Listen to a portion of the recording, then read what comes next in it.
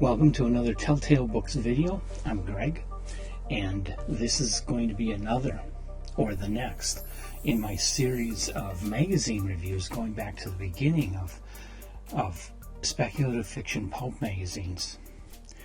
And the very first one, of course, was Weird Tales, which got started in February of 1923.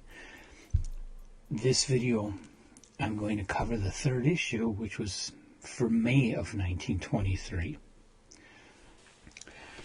And as I've said in another of these magazine videos, what I'm going to start doing is any really significant stories or any stories by authors that I've been doing deep dives of, or any serials, what I'm going to do is break those out into their own video. And so those stories, when I talk about the overall magazine here, I'll just touch on those stories quick and move on. But the other stories, the ones that aren't so significant or are by authors that wrote only one or two stories and then disappeared, those I'll cover in this video where I'm talking about the whole issue.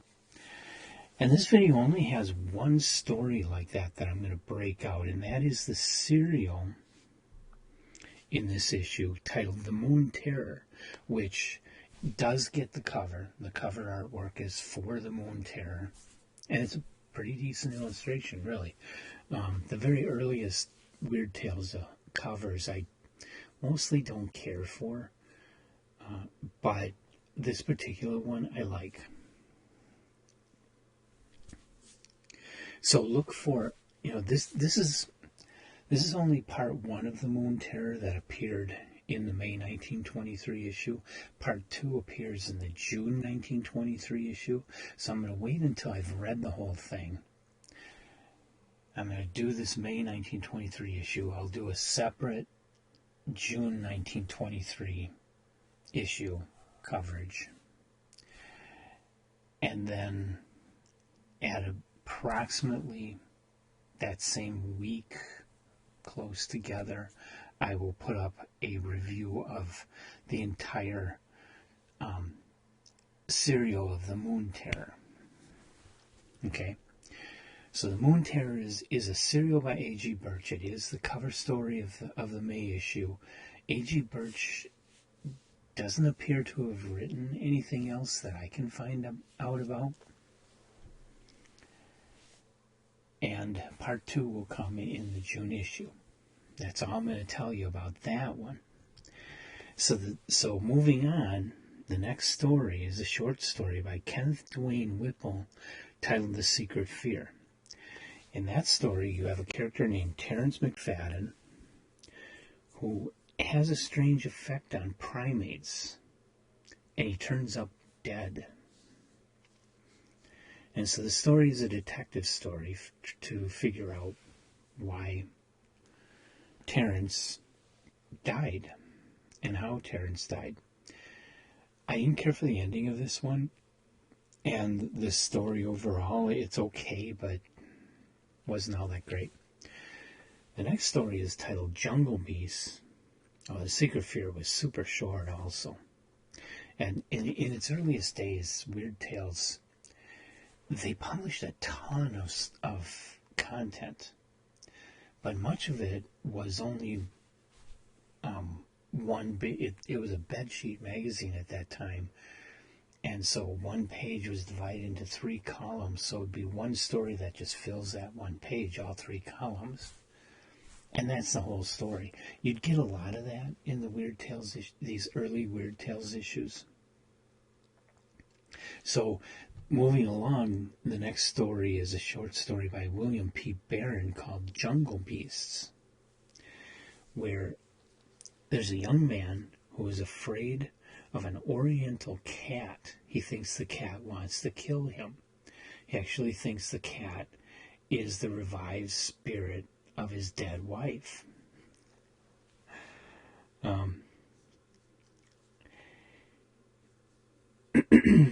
First of all, if you're bothered by animal cruelty in stories, this story is not for you. Second of all, there's a lot in common, although this is not a ripoff, but there's a lot in common between this story and Edgar Allan Poe's The Black Cat, with The Black Cat being the superior story of the two.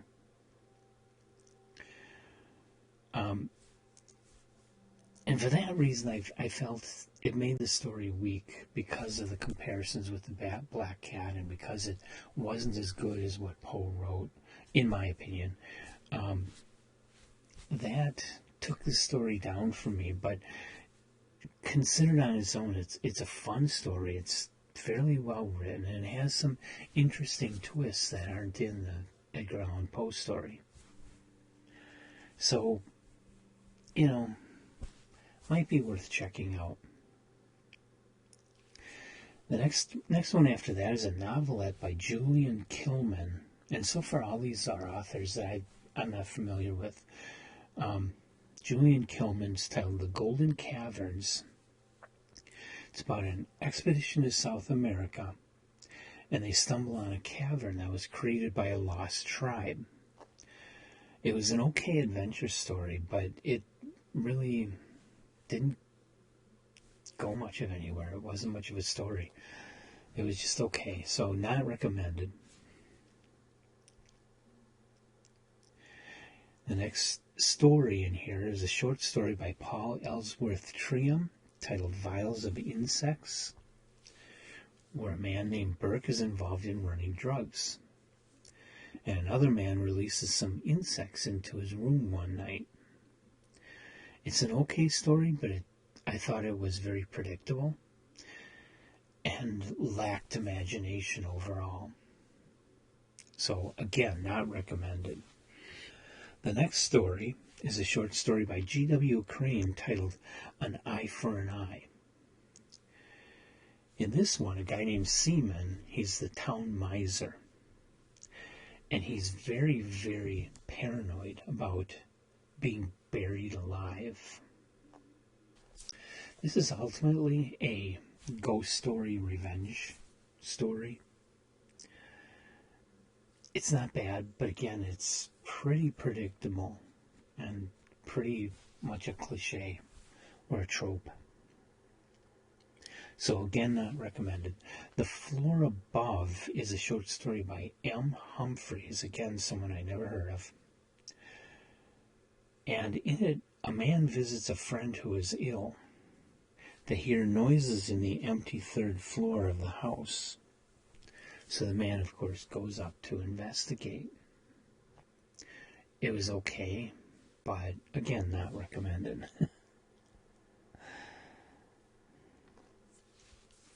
After that is a short story by Vincent Starrett, who is somebody I've heard of. He was a fairly noted pulp magazine writer in the 1930s and 1920s, though the amount of speculative fiction he wrote is limited to Weird Tales, and it's only, I don't know, maybe 10 or 12 stories. So he wasn't really a horror writer or a Weird Tales writer. He mostly wrote things like mysteries and westerns and even romance stories. This story is titled Penelope, and in it, a man believes that he spent one night oriented upside down to the rest of the world. And this is, again, a very bizarre fantasy. It's okay. Just okay. I was hoping for better from Vincent Starrett because I had heard the name. I'd never read him before. I was hoping I would like it a lot, but no, not really. Then comes a short story by Herman Sisk called The Purple Heart. And this is another of those old cabin in the wood ghost stories. Again, kind of cliche, kind of predictable. It was okay. There was nothing terrible about it, but nothing worth paying the money for an original issue or really taking the time to track down a reproduction issue. Then there's a short story by Bruce Grant titled Feline, where a woman is obsessed with worry over a cat being outside on a cold night. It wasn't much of a story. I really didn't get what the author was trying to do here, and so I didn't think it was very good.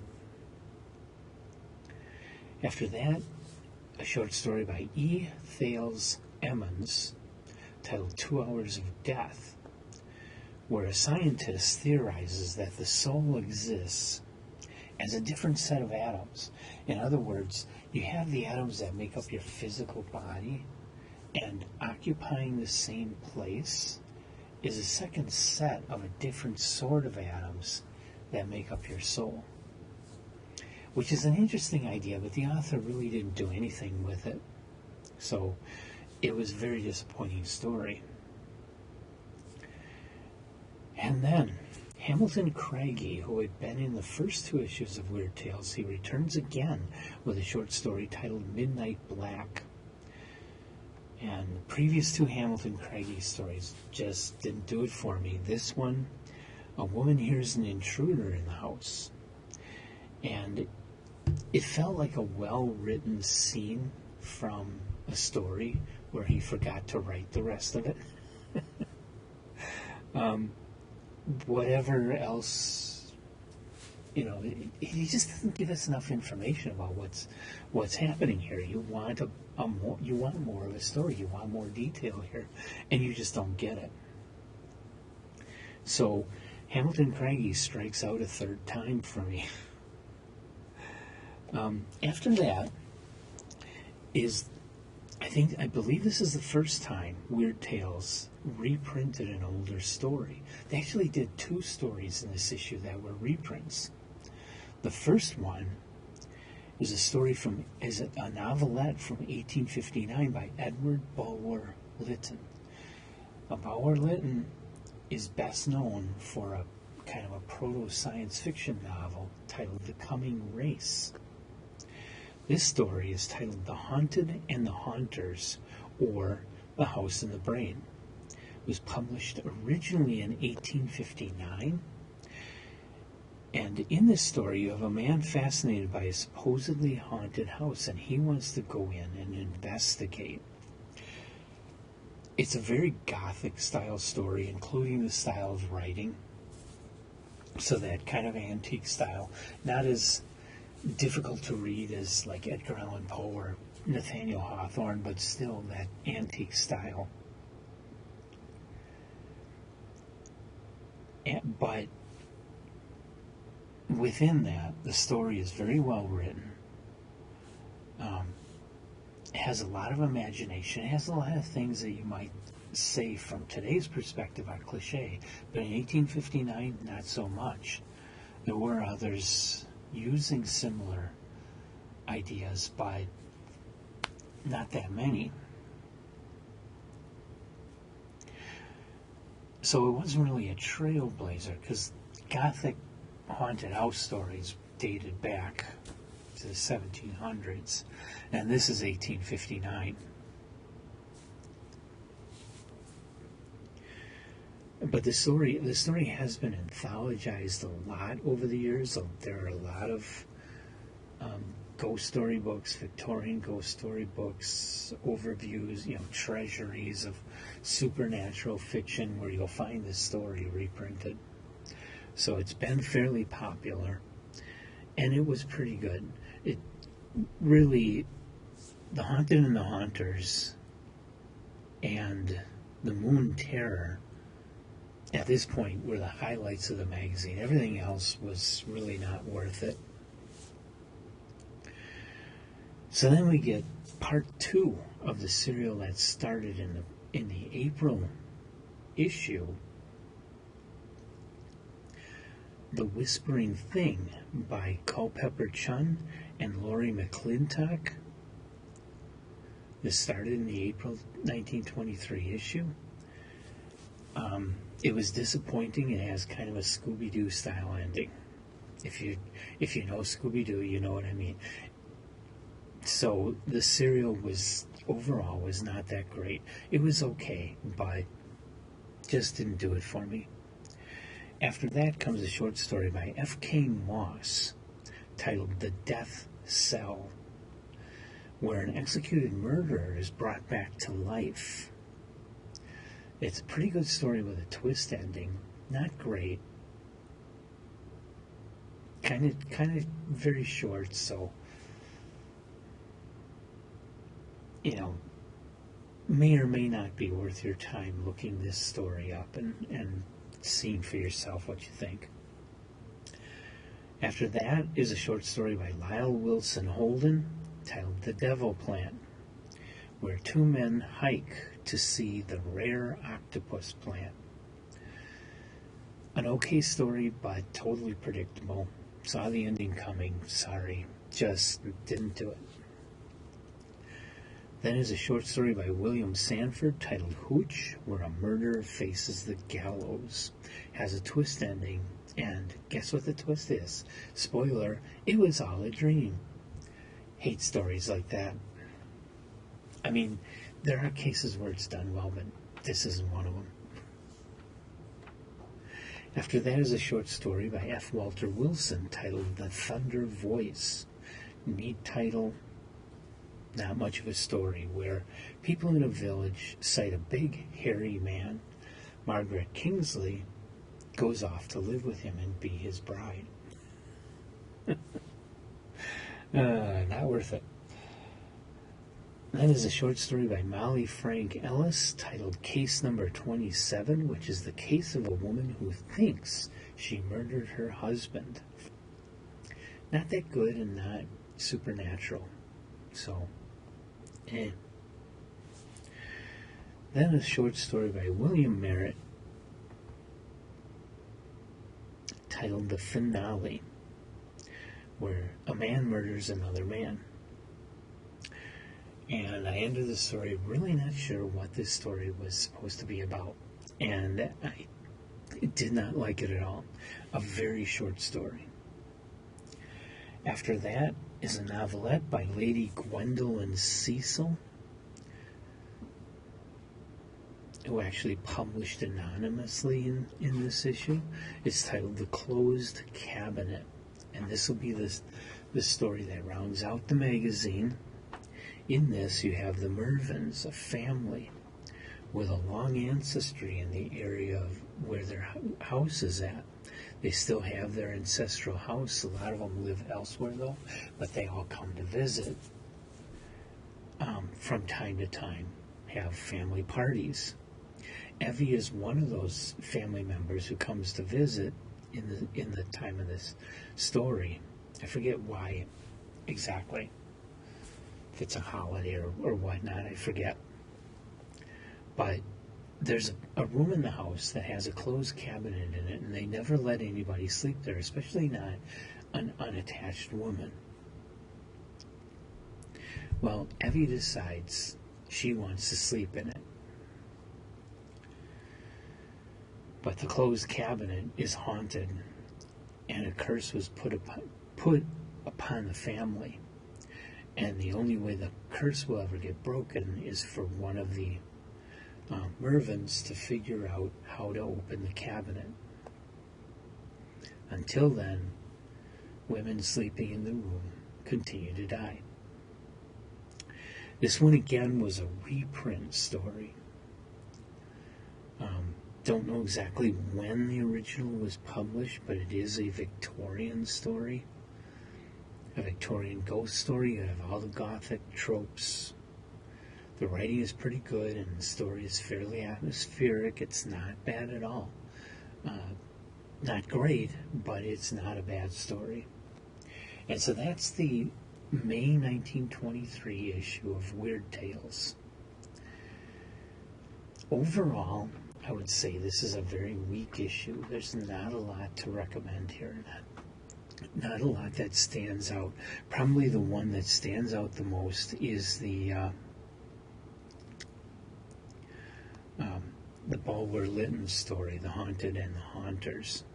But even that was not, in my opinion, was not a great story. So you get that from time to time. I mean, editors have to rely on what they can get out of the authors. And if the authors didn't write anything really sparkling for that comes into them for that month's issue. They got to publish what they got. Especially when you're starting up a brand new magazine at a time when there aren't any other magazines like that. There is no market. You're creating the market. And so there aren't a lot of authors you can go to. There aren't a lot of really excellent stories out there. And that's why these magazines, Amazing Stories, would rely on that very heavily to get started, is to use a lot of reprints. Lots of Verne, lots of Wells, lots of Poe in those early issues. But there just wasn't that much science fiction for Gernsback to publish. He had to create a demand and then find authors willing to write it, which he did in time, but it took him a little bit. And really, for most of the time that Gernsback was in control of Amazing Stories, he had the magazine fairly heavily filled with reprints. So kudos to Weird Tales for actually finding stories that are not reprints, but they did have to do some reprinting in order to fill the issues. But I mean, look at all the stories in this. It's just loaded, overloaded, too big, really. I find these first 3 issues of Weird Tales, I think they are just too big. Too many little stories. And the little stories are just too conventional. And so these issues are not, the first issue has a couple of really good stories in it. The second and third issues are not that wonderful. So, have you ever read any of these stories or this issue of Weird Tales, or have any other thoughts about 1923 Weird Tales magazine that you'd like to tell us? Put it in the comments of the video. We'd like to hear it. Otherwise, come on back for the June 1923 issue of Weird Tales. That's my next Weird Tales video coming up. And all the other stories that we talk about